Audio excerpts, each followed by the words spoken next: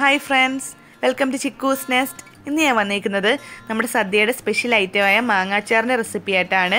നല്ല ടേസ്റ്റി ആയിട്ടുള്ള ഒരു കടുമാങ്ങ അച്ചാറാണ് ചെയ്യുന്നത്. ഇത് ഉണ്ടാക്കാൻ വളരെ എളുപ്പമാണ്. പിന്നെ നമുക്ക് ഇത് ഉണ്ടാക്കി കഴിഞ്ഞ് ഇത് ഒരുപാട് ദിവസമൊന്നും വെച്ചേക്കേണ്ട കാര്യമില്ല, ഉപയോഗിക്കാനായിട്ട് നമുക്ക് അപ്പോൾ തന്നെ ഉപയോഗിക്കാവുന്നതാണ്.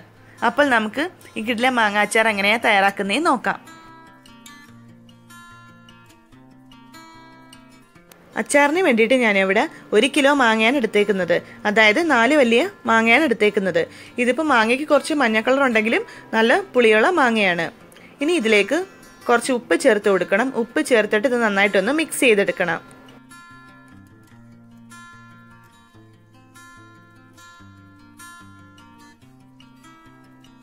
ഇനി ഇതെല്ലാം കൂടി നന്നായിട്ടൊന്ന് മിക്സ് ചെയ്തെടുക്കാം. ഉപ്പ് എല്ലാ ഭാഗത്തേക്കും നന്നായിട്ടൊന്ന് പിടിക്കണം.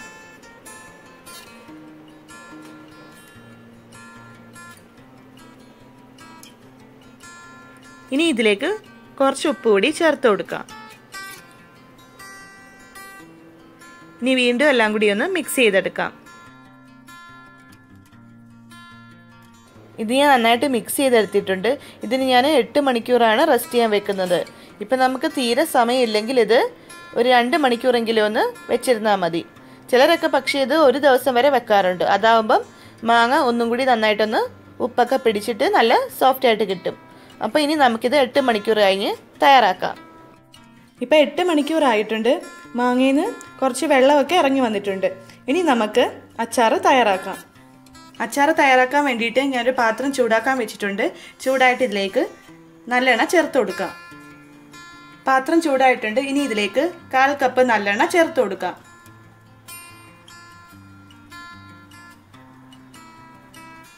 ഇനി ഇതൊന്ന് ചൂടായി വരട്ടെ.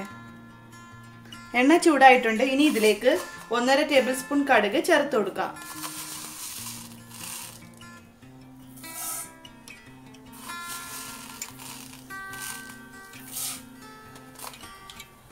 ഇനി അതൊന്ന് പൊട്ടി വരട്ടെ.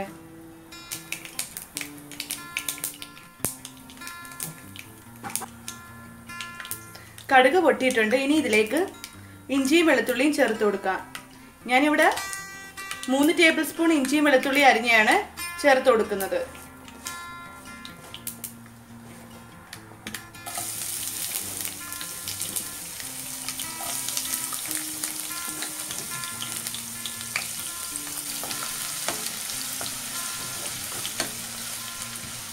ഇനി ഇതൊന്ന് നന്നായിട്ടൊന്ന് മൂപ്പിച്ചെടുക്കണം.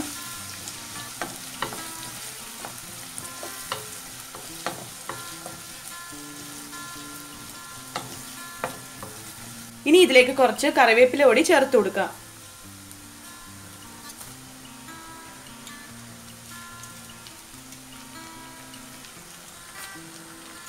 ഇനി ഇതെല്ലാം കൂടി നന്നായിട്ടൊന്ന് മൂപ്പിച്ചെടുക്കാം.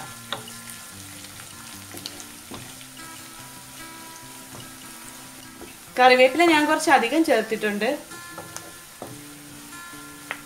ഇതെല്ലാം നന്നായിട്ട് മൂത്ത് വന്നിട്ടുണ്ട്. ഇനി നമുക്ക് ഫ്ലെയിം ഓഫ് ചെയ്തിട്ട് ഇതിലേക്ക് പൊടികൾ ചേർത്ത് കൊടുക്കാം.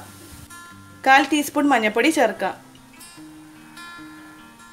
2.5 ടേബിൾ സ്പൂൺ മുളക് പൊടി ചേർക്കാം. ഇതിനിവിടെ കാശ്മീരി ചില്ലിയാണ് എടുത്തേക്കുന്നത്.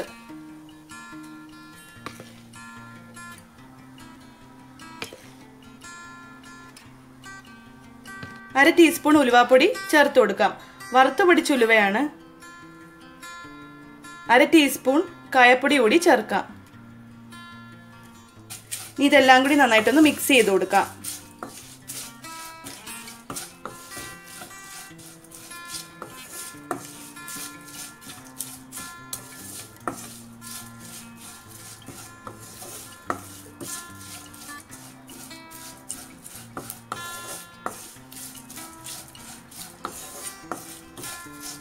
പാത്രത്തിന് നല്ല ചൂടായതുകൊണ്ട് ഇതിൻ്റെ പച്ചമണമൊക്കെ അങ്ങ് മാറിക്കോളും. നമ്മൾ 1-2 മിനിറ്റ് ഇങ്ങനെയൊന്ന് മിക്സ് ചെയ്ത് കൊടുത്താൽ മതി. പൊടികളുടെ പച്ചമണമൊക്കെ മാറിയിട്ടുണ്ട്. ഇനി ഇതിലേക്ക് വിനാഗിരി ചേർത്ത് കൊടുക്കാം. 2 ടേബിൾ സ്പൂൺ ചേർത്ത് കൊടുക്കാം. ഇനി ഒന്ന് മിക്സ് ചെയ്ത് കൊടുക്കാം.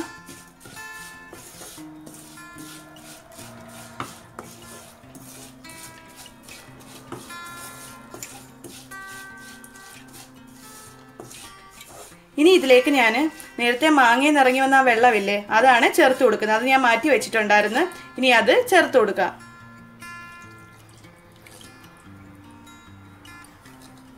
ഇനി നമുക്ക് ഫ്ലെയിം ഒന്ന് ഓൺ ചെയ്ത് കൊടുക്കാം.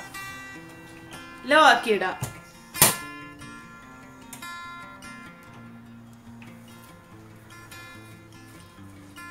ഇനി ഇതിന്റെ പച്ചമണം ഒന്ന് മാറി വരണം.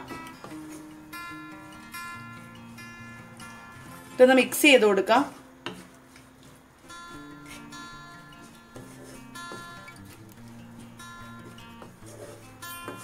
ഇനി ഇതിലേക്ക് ഒരു നുള്ളു ഉപ്പ് കൂടി ആവശ്യമുണ്ട്. നമ്മളത് ഉപ്പ് നോക്കിയിട്ട് കുറവാണെങ്കിൽ മാത്രം ചേർത്ത് കൊടുത്താൽ മതി. കാരണം നമ്മൾ മാങ്ങയിൽ അത്യാവശ്യം ചേർത്തിട്ടുണ്ടല്ലോ.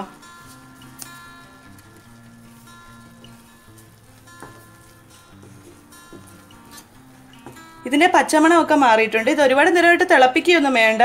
അതൊന്ന് ചെറുതായിട്ട് ചൂടായി വന്നാൽ മതി. ഇനി നമുക്ക് ഫ്ലെയിം ഓഫ് ചെയ്തിട്ട് ഇതിലേക്ക് മാങ്ങ ചേർത്ത് കൊടുക്കാം.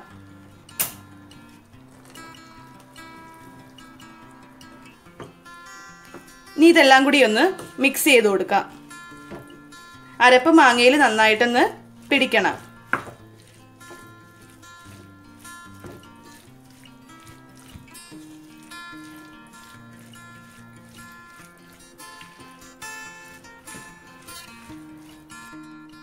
മാങ്ങാച്ചാർ ഇവിടെ തയ്യാറായിട്ടുണ്ട്. ഞാനിപ്പോൾ ഈ ഒരു ഡ്രൈ ഫോമിലാണ് എടുത്തേക്കുന്നത്. ഇനിയിപ്പോൾ ഇതിലേക്ക് ഗ്രേവി ആവശ്യമുണ്ടെങ്കിൽ ഒരു 1/4 കപ്പ് അല്ലെങ്കിൽ ഒരു 1/2 കപ്പ് ചൂടുവെള്ളം ചേർത്ത് കൊടുത്താൽ മതി. ഇനി ഇത് നമുക്ക് മറ്റൊരു പാത്രത്തിലേക്ക് മാറ്റാം.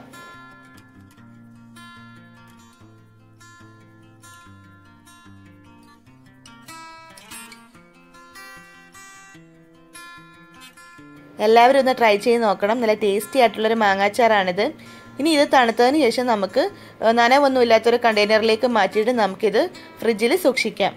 എൻ്റെ വീഡിയോ ഇഷ്ടമെങ്കിൽ ലൈക്ക് ചെയ്യാനും കമൻറ്റ് ചെയ്യാനും ഷെയർ ചെയ്യാനൊന്നും മറക്കല്ലേ. ചാനൽ സബ്സ്ക്രൈബ് ചെയ്യാത്ത ഫ്രണ്ട്സ് ചാനൽ സബ്സ്ക്രൈബ് ചെയ്തോടി സപ്പോർട്ട് ചെയ്യുക. കൂടെയുള്ള ബെല്ലൈക്കൺ കൂടി എനേബിൾ ചെയ്താൽ ഞാൻ വീഡിയോസ് ഇടുമ്പോൾ അപ്പോൾ തന്നെ നിങ്ങൾക്ക് നോട്ടിഫിക്കേഷൻ വരുന്നതായിരിക്കും. അപ്പോൾ ഇനി മറ്റൊരു നല്ല വീഡിയോ ആയിട്ട് നമുക്ക് വീണ്ടും കാണാം.